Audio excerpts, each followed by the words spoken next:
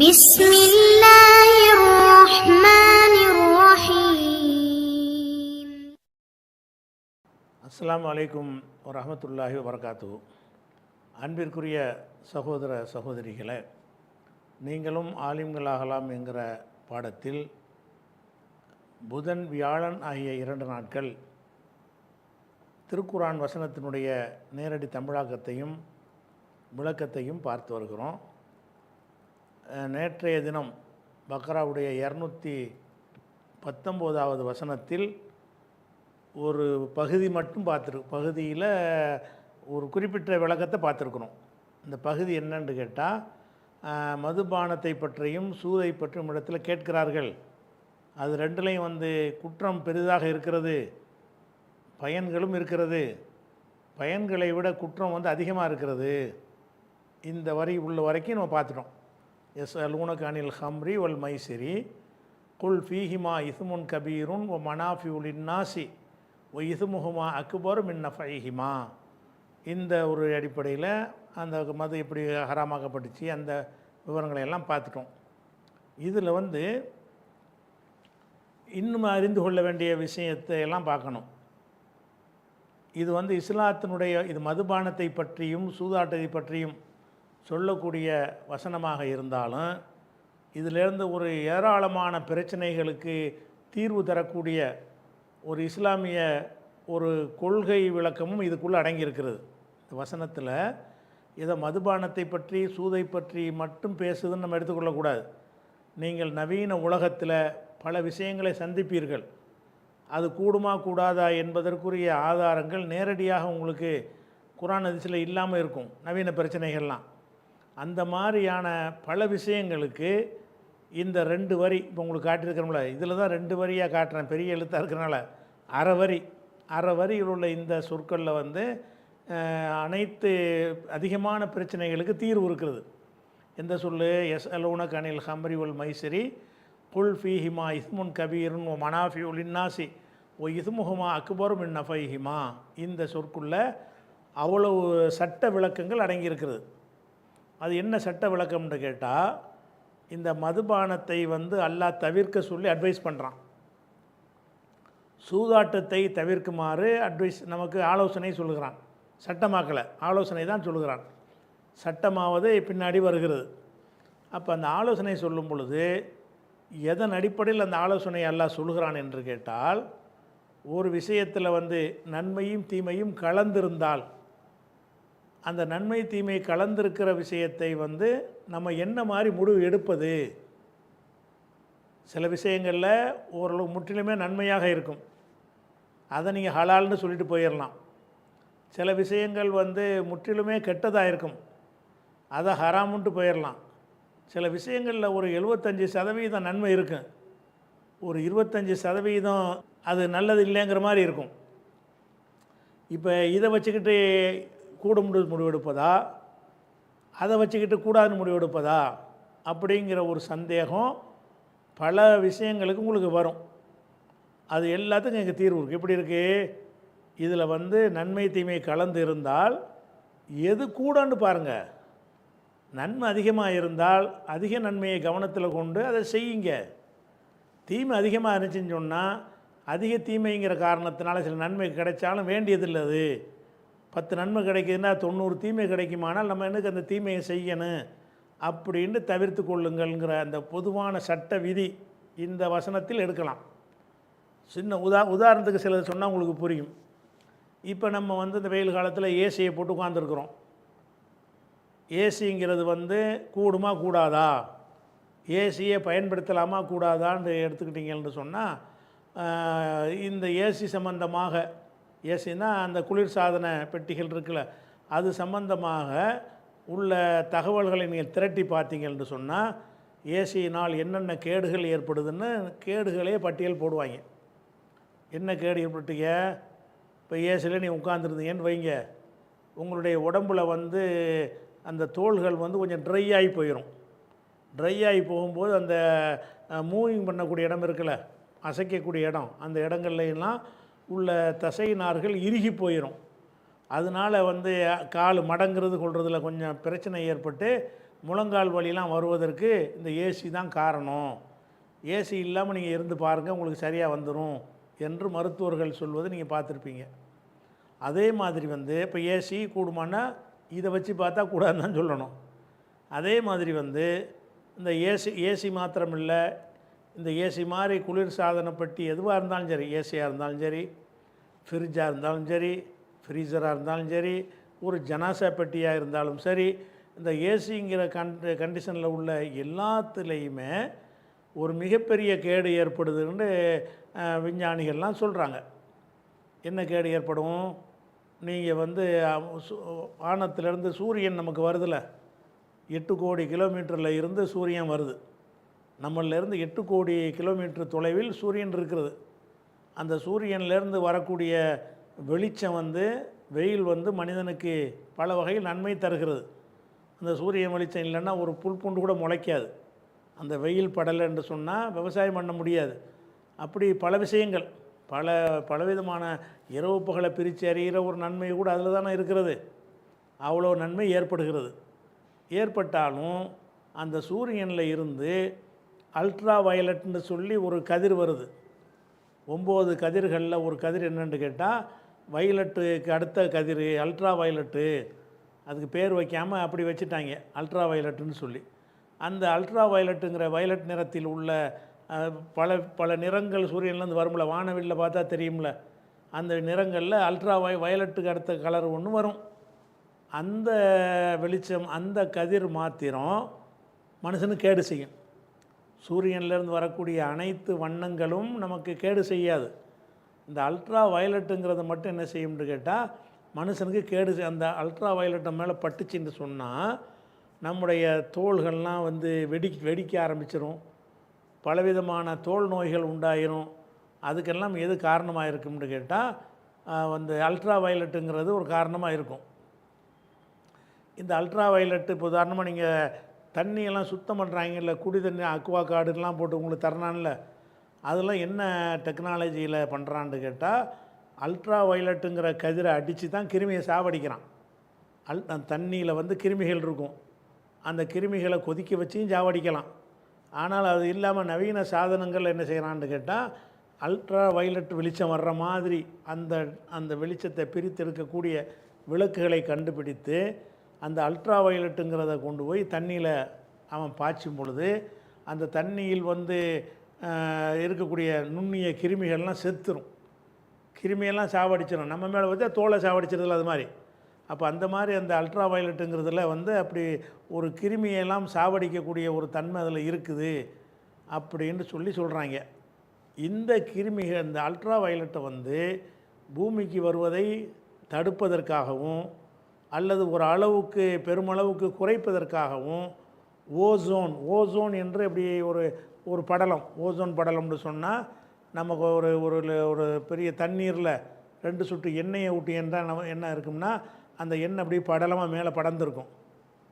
எண்ணெய் ஒரு டம்ளரில் தண்ணியை வச்சு லேசாக ஒரு ஊசியில் ஒரு எண்ணெய் எடுத்து அதில் உள்ளே போட்டிங்கன்னு சொன்னால் அந்த சின்னோரு எண்ணெய் என்ன செய்யும்னு கேட்டால் அந்த டம்ளர் பூரா பரவிடும். அப்படி மேலே அப்படி ஒரு போர்வை போத்தின மாதிரி வந்துடும். அப்போ அந்த மாதிரி என்ன செய்யுதுன்னா அந்த அல்ட்ரா வயலட்ன்ற ஒரு விஷயம் அந்த காற்றுக்கு மேலே அந்த என்ன செய்யணும், ஓசோன் என்கிற ஒரு படலம் வந்து உருவாகிருக்கிறது. அந்த ஓசோன் என்ன செய்யும்னு கேட்டால் வரக்கூடிய அந்த வெளிச்சத்தில் வந்து அல்ட்ரா வயலட்டை மட்டும் வடிகட்டிடும், பூமிக்கு வராமல். வடிகட்டி வர்றதுனால தான் நம்ம பூமியில் அந்த சூரியன்லேருந்து வரக்கூடிய அந்த கெட்டது வந்து அல்ட்ரா வயலட் தான். அந்த அல்ட்ரா வயலட் நமக்கு வராமல் தடுக்கலைன்னு சொன்னால் நன்மைகள் பலது வந்தாலும் தீமையும் சேர்ந்து வந்துடும். அதுக்கு தடுக்கிறது என்னென்னா இந்த ஓசோன் படலம் இருக்குல்ல, அப்படி என்ன மாதிரி ஒரு படலம் மாதிரி இருக்குமா, அது எல்லாத்தையும் அல்ட்ரா வயலட்டை வடிகட்டிடும். அதை மட்டும் உள்ளே வரக்கூடாது. அதை தடுக்கிறதுக்குன்னு ஒரு தன்மையில் அல்ல அதை படைச்சி வச்சுருக்கிறான்னு வைங்களேன். இப்போ நம்ம அந்த குளிர் சாதன பட்டிகள்லாம் பயன்படுத்துகிறோம்ல, ஏசி ஃப்ரிட்ஜெலாம் பயன்படுத்தணும் என்று சொன்னால் இதிலிருந்து வெளிப்படக்கூடிய அந்த கேஸு தானே வருது, கேஸ்லேருந்து வெளிப்படுதில்ல, அந்த வாயுகள் என்ன செய்யும்னா மேல் உலகம் மேலே காற்று மண்டலம் மேலே வரைக்கும் போய் அந்த அல்ட்ரா வயலட்டை வந்து ஓட்டை போட்டுருது. ஓசோன் படலத்தில் ஓட்டை போட்டுருது. ஓட்டை போட்டால் அந்த இடத்து வழியாக அல்ட்ரா வயலட் இறங்குதுங்கிறான். முழுசாக ஓட்டப்படாட்டாலும் அங்கங்கே என்ன செய்கிறது, இதிலிருந்து வரக்கூடிய அந்த கதிர்கள் மேலே போய் என்ன செய்யுது, அல்ட்ரா வயலட்டு அந்த படலத்தின் மீது ஓட்டை போட்டு விடுகிறது. அந்த இடத்துல மட்டும் அல்ட்ரா வயலட் இல்லாமல் போயிடும். அப்போ இறங்குற அந்த சூரியனுடைய அல்ட்ரா வயலட் வெளிச்சம் அந்த ஓட்டை வழியாக வந்து பூமிக்கு வந்துடுது. அது வந்துச்சுன்னா கொஞ்சமாக வர்றதுனால பிரச்சனை இல்லை. இப்படி அம்புட்டு பேரும் ஏசிக்கு மாறிட்டாங்கன்னு வைங்க, கடைசியில் ஓசோனே இல்லாமல் ஆக்கிட்டான்னு சொன்னால் என்னவாயிரும், எல்லாம் வெடித்து தோல்லாம் வெடித்து செத்துருவோம் நம்மெல்லாம். அப்போ இதை காரணம் காட்டி ஏசி பயன்படுத்தக்கூடாதுன்னு சொல்லலாம்ல. ஏசி இதெல்லாம் பண்ணத்தாண்டா அது என்னென்னமோ பண்ண ஓசோன்லேருந்து வரக்கூடிய கெடுதியை வந்து இது ஓப்பன் பண்ணி விட்டுருது அப்படிங்கிற மாதிரி கூட நம்ம சொல்ல முடியும். அப்போ இப்போ ஏசி பயன்படுத்தலாமா, கை கால் வலிக்கலாம் காரணம் அதுதான்னு சொல்கிறாங்க. அது மாதிரி ஒரு மனிதனுக்கு வந்து இயற்கையாகவே அந்த வேர்வைகள் சுரக்கும் பொழுது வெளியேறும் பொழுது தான் சில பல கழிவுகளும் சேர்த்து வெளியேறுகிறது. ஏசியில் உட்கார்றவனுக்கு அந்த ஒரு அந்த சப்ஜெக்டே இருக்காது, எதுவுமே வெளியேறாது, எல்லா கழிவுகளும் உள்ளேயே தேங்கிடும். இப்படின்னு பல விதமான கேடுகள் இருக்குன்ற மாதிரி அவங்க சொல்கிறாங்க. அப்படி சொல்லக்கூடிய நேரத்தில் இப்போ வந்தால் நீங்கள் என்ன செய்யணும்னு கேட்டால், சரி இருக்குது, கேடு இருக்குது, நன்மை இருக்குது, சொல்ல அது நன்மை இருக்கா இல்லையா? ஒரு நன்மை இல்லாமல் உட்காந்துக்கிட்டு ஏசியை நம்ம போட்டு உட்காந்துக்கிட்டு இருக்கிறோம்.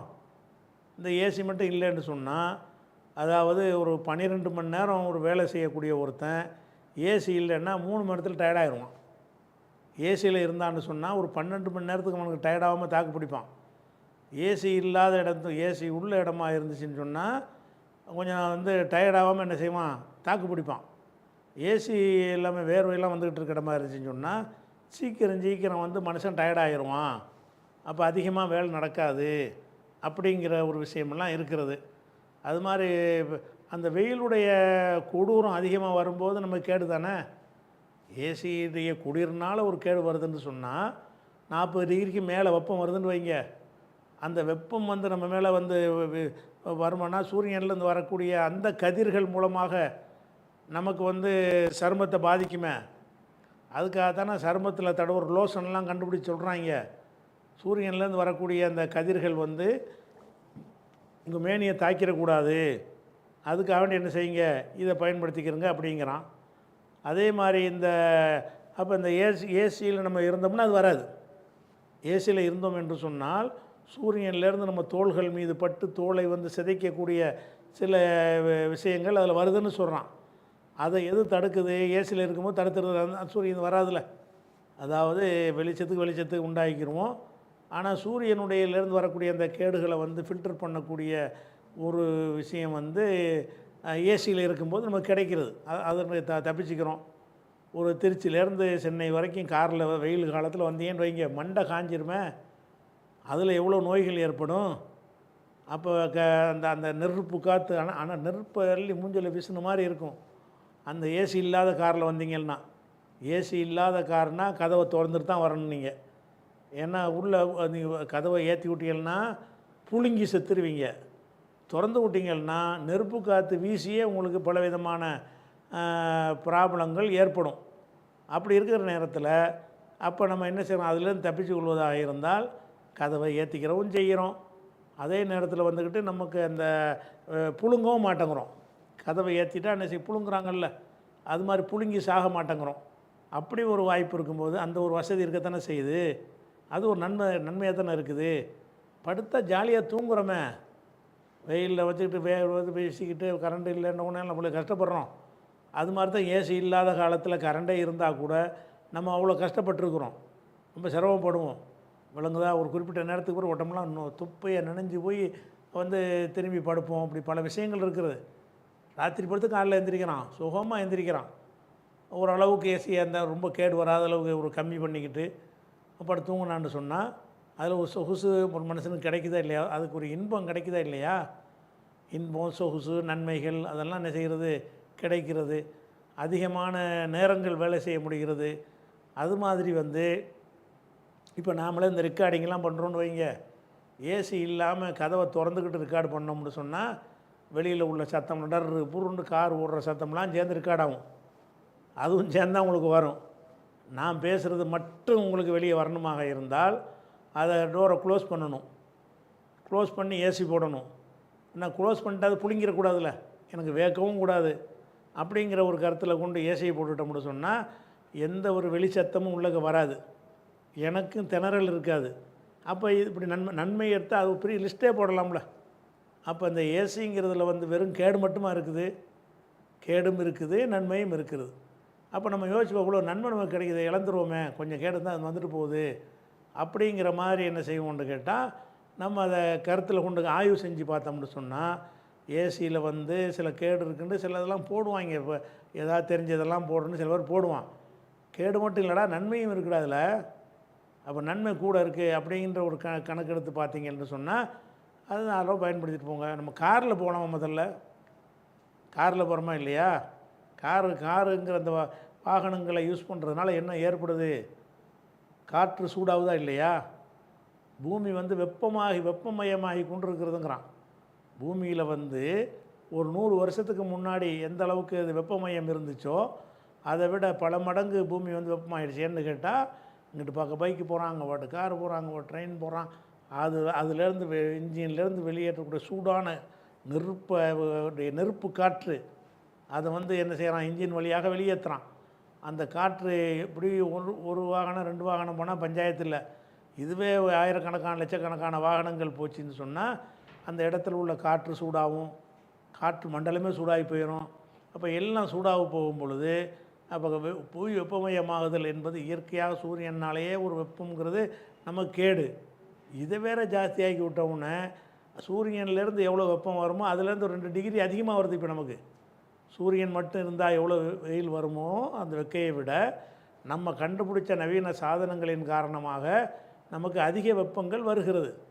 அது மாத்திரம் இல்லாமல் இந்த வெப்பங்கள் அதிகமாக இந்த வாகனங்களை நீங்கள் பயன்படுத்துகிற என்ஜின்களை, வாகனம் மட்டும் இல்லை, வாகனம், தண்ணி இறைக்கிற மோட்ரு, இதெல்லாம் என்ஜின்கள் இயங்கி அது வந்து சூடான காற்றை வெளியேற்றுகிறதோ, அந்த வெப்பத்தை சூடான காற்றையும் வெளியேற்றும்.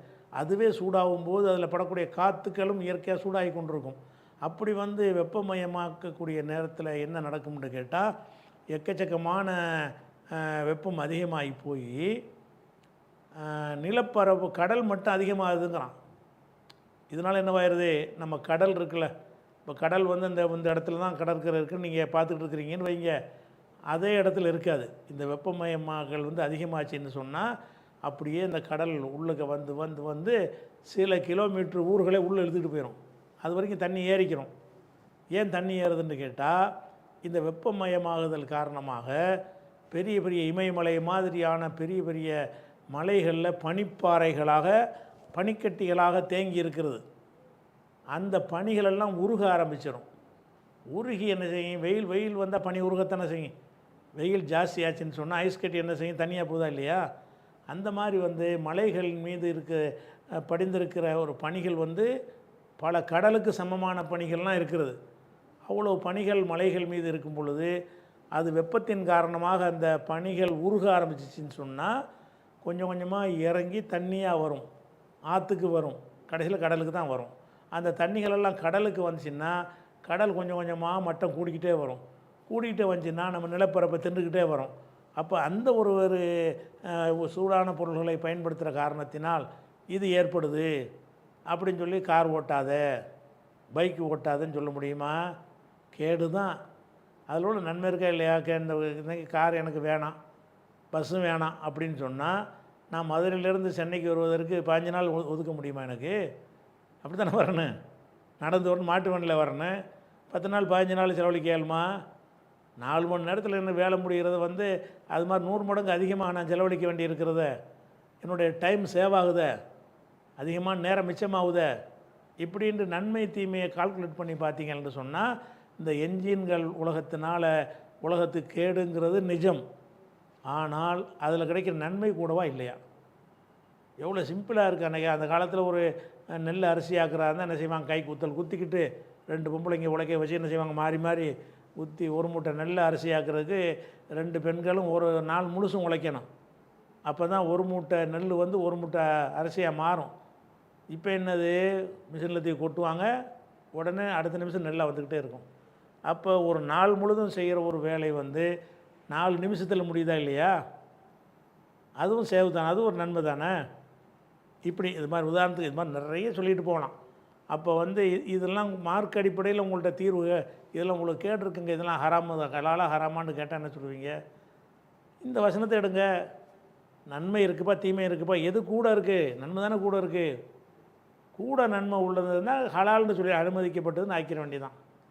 இப்போ உதாரணமாக வந்து இப்போ அலோபதி மருந்துகள் எடுத்துக்கிறங்க, அதெல்லாம் கேடு தானே. எந்த மருந்துக்காவது சைடு எஃபெக்ட் இல்லாமல் இருக்குதா?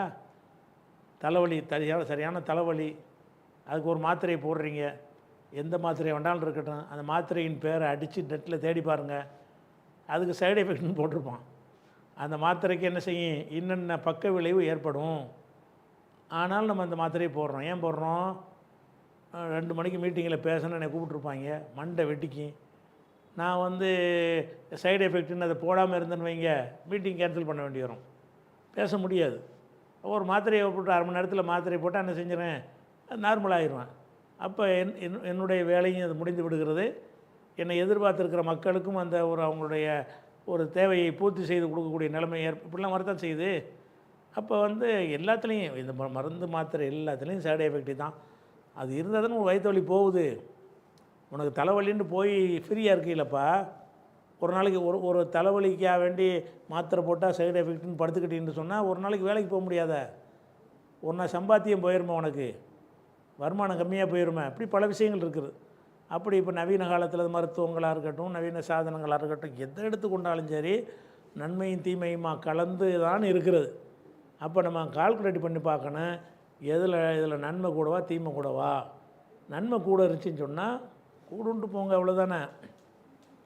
அதுக்கு என்ன ஆதாரம்னு கேட்டால் இதுதான் ஆதாரம்ன்றங்க. எது ஆதாரம்? இஸ்முஹுமா அக்பரு மின் நஃபைஹிமா, அதில் கிடைக்கிற பயன்களை விட அதில் உள்ள குற்றம் வந்து கடுமையானது. அப்போ தீமை நன்மை எடை போட்டு பார்த்து என்ன செய்யணும், நன்மை அதிகமாக இருக்கிற எல்லாமே நமக்கு கூடும்னு சொல்லலாம். வணங்குதா? தீமை அதிகமாக இருந்தால் அதில் ஏதாவது நன்மை வரத்தானே செய்யுதுன்னு சொல்லி அதை செஞ்சிடக்கூடாது. அப்போ தீமை அதிகமாக தீமை தான் கூட அப்படின்னு வந்துச்சுன்னு சொன்னால் அது விட்டுற வேண்டியதான். அப்படின்னு சொல்லி ஒரு பொதுவான அந்த உசூலை எடுப்பதற்கு இந்த ஒரு சின்ன ஒரு வரி என்ன செய்யுது, நமக்கு ஆதாரமாக இருக்கிறது. இது இந்த வசனத்தில் வழங்குகிற இன்னொரு விஷயம். அடுத்தது வந்து ரசூலுல்லாஹ்வுடைய காலத்தில் வந்து அந்த மதுபானம்னு சொல்கிறோம்ல, அங்கே மதுபானம்னு சொன்னால் என்ன மாதிரி மதுபானம் இருந்தது என்று சொன்னால், அதாவது பேரிச்சம் மரத்திலிருந்து திராட்சையிலிருந்து தயாரிக்கப்பட்ட மது இருந்தது அன்றைக்கி. அதே மாதிரி பேரிச்சம்பழத்தினுடைய நல்ல பழுத்த பேரிச்சம்பழங்கள், செங்காய்கள், அதில் இருந்தும் மதுபானங்கள் தயாரிக்கப்பட்டுச்சு. இது புகாரில் 5580வது ஹதீஸில் இந்த செய்தி நீங்கள் பார்க்கலாம். அதே மாதிரி 4616 எடுத்துக்கிட்டிங்கன்னா அதில் வந்து 5 வகையான மதுபானங்கள் மதீனாவில் இருந்தது. அதில் வந்து பேரிச்ச மரத்துடைய மதுபானம் இருக்கவில்லை அப்படிங்கிற ஒரு கருத்து ஒன்று வருகிறது. அதே மாதிரி வந்து இப்படி பல வகையான மது இருந்திருக்குது. இதில் இருக்கும்போது இந்த மதுபான ஹராமுண்டா எந்த மதுபான ஹராமு அப்படின்னு சொன்னால், அதுக்கு வந்து பொதுவாக ரசூலுல்லாஹ் நமக்கு சொல்லி இதெல்லாம் பார்க்காதீங்க. ரசூலுல்லாஹ் காலத்தில் என்னென்ன மதுபானம் இருந்துச்சுன்னு பார்க்க தேவையில்லை. அன்னைக்கு இருந்த மதுபானம் தான் அன்னைக்கு இருக்கணும்ன்று சொல்ல முடியாது.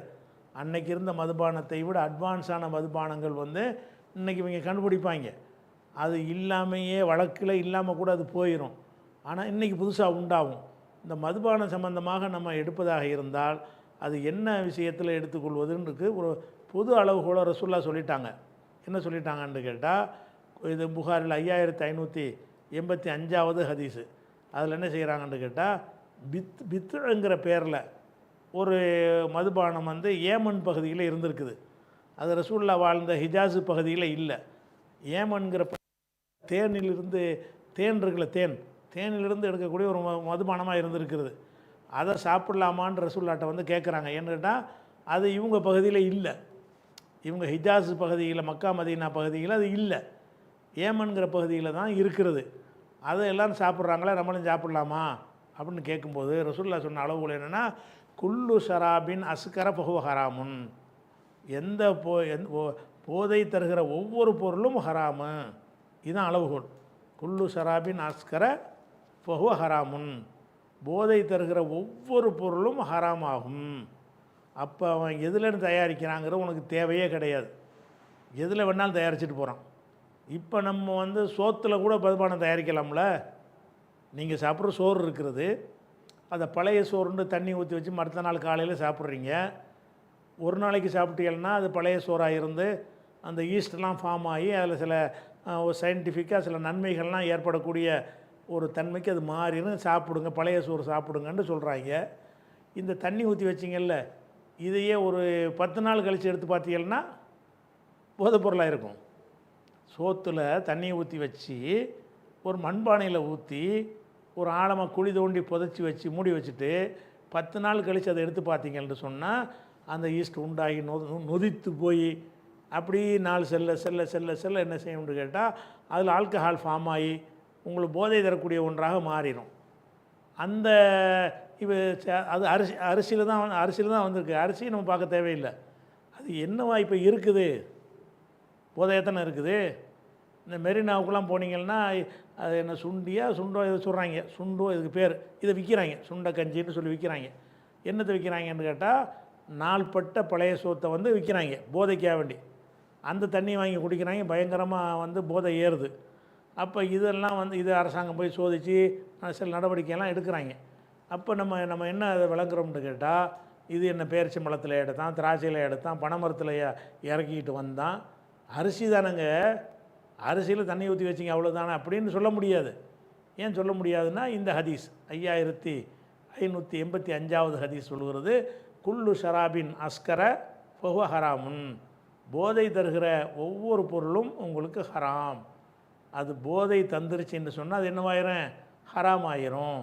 அப்போ போதை தர்ற எல்லாமே ஹமுர் தான். இப்போ மதுபானம் ஹராமுன்னு சொன்னால் நீங்கள் வந்து இப்போ டாஸ்மாக்குன்னு விற்கிறாங்க, அது மாதிரி என்னென்னமோ பேரில் நம்ம கேள்விப்படாத அறிந்திராத ஊர் உலகத்தில் பயன்படுத்தாத பெயர்களாகலாம் இருக்கும். அது என்ன பேர் இதுக்கு நீ பார்க்குறது, போதை தர்மா இல்லை, அவ்வளோதான். வெளிநாடுகள்லேருந்து இங்கிலீஷில் பேரை போட்டு என்னென்னத்தையும் அனுப்புகிறாங்க. அது இங்கிலீஷில் பேர் போட்டதுனால அது மது இல்லைன்னு ஆயிருமா? நமக்கு அளவுகோல் என்ன, அதுக்கு என்ன பேரை வச்சுருக்காங்கிறது நமக்கு அளவுகோல் கிடையாது. அது என்ன ரிசல்ட்டு தருதுங்கிறது தான் அளவுகோல். போதை தருமா ஹராம், அவ்வளோதான். அப்போ போதை தருகிற எல்லாம் ஹராம் என்பது இந்த வசனத்துடைய விளக்கம் என்னன்னு கேட்டால், ஹம்ருக்கு வந்து மார்க்கத்தில் குற்றம்தான். அந்த ஹம்ருங்கிறது எதுன்னு கேட்டிங்கன்னா போதை தர்ற எல்லாமே ஹம்ரு தான், அது ஹராமு தான். அப்போ இன்னும் சொல்ல போனால் இந்த போதை தருவது வந்து பானங்கள் மட்டும் போதை தராதுல்ல. இந்த பானம் லிக்விடாக குடிக்கிறோம்ல, அது மட்டும்தானே போதை. போதைங்கிறது பல வகையில் இருக்கிறது. ஒரு புகையில் கூட போதை இருக்குது. புகையில் கஞ்சா இழுக்கிறான்ல, கஞ்சாங்கிற செடியில் வந்து நெருப்பு வச்சோம்னா அதிலிருந்து ஒரு புகை வரும்.